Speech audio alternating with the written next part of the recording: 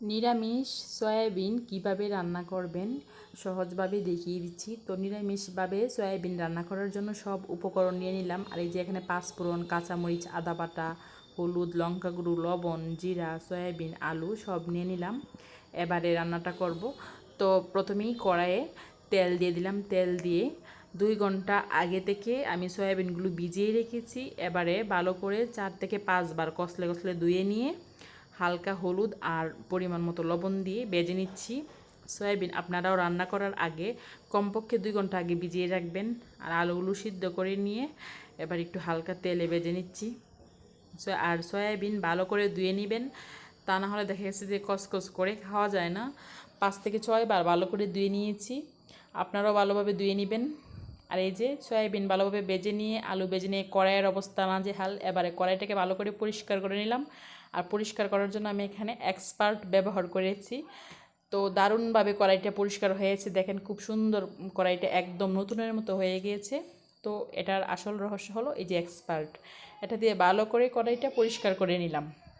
তো এবারে সয়াবিন তরকারিটা রান্না করার জন্য কড়াইয়ে পুরন দিয়ে দিচ্ছি। পুরন দেওয়ার জন্য আমি এখানে দিয়ে দিলাম সয়াবিন তেল, 2টো শুকনো লঙ্কা, 2টো তেজপাতা, আরও দিয়ে দিলাম দারুচিনি, এলাচ আর পাঁচফোড়ন। তো অবশ্যই, যেহেতু সয়াবিন নিরামিষভাবে রান্না করতেছি, পাঁচফোড়ন তো দিতেই হবে। তো এভাবেই সহজভাবেই আপনারা সয়াবিন নিরামিষ রান্না করতে পারবেন। আর আজকে আমার সয়াবিন রেসিপিটা সম্পূর্ণ নিরামিষভাবে দেখিয়ে দিচ্ছি। আর আমি রান্নাটাও সম্পূর্ণ নিরামিষভাবেই করেছি। তো এই তো পুরনটা দিয়ে হলুদ, মরিচ, লবণ, জিরা গুঁড়া একটু জল দিয়ে গুলে নিয়ে দিয়ে দিলাম। তো এবারে মশলাটা তেলের সঙ্গে ভালো করে কষিয়ে নেব। ভালো করে কষিয়ে নিচ্ছি। কষিয়ে নিয়ে এর মধ্যে আগে থেকে ভেজে রাখা আলু আর সয়াবিন দিয়ে দেব। তো এর মধ্যে দিয়ে দিচ্ছি কাঁচামরিচ চিলি আর অল্প একটু আদা বাটা। আজকের এই সয়াবিন রেসিপিটা সম্পূর্ণ নিরামিষভাবে রান্না করে দেখিয়ে দিলাম।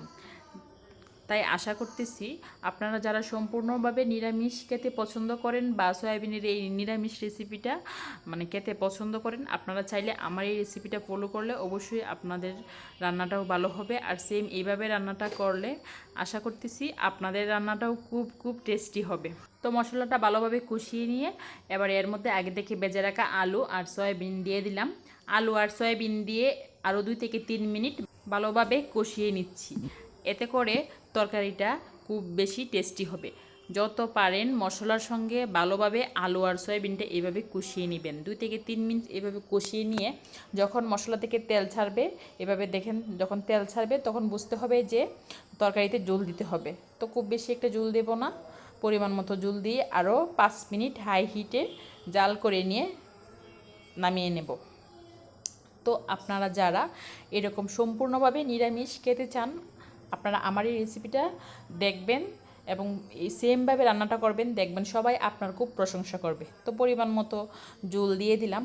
এবারে 5 মিনিট ভালোভাবে রান্নাটা করে নিব, করে নিয়ে নামিয়ে নেব। মজাদার নিরামিষ সয়াবিন রেসিপি।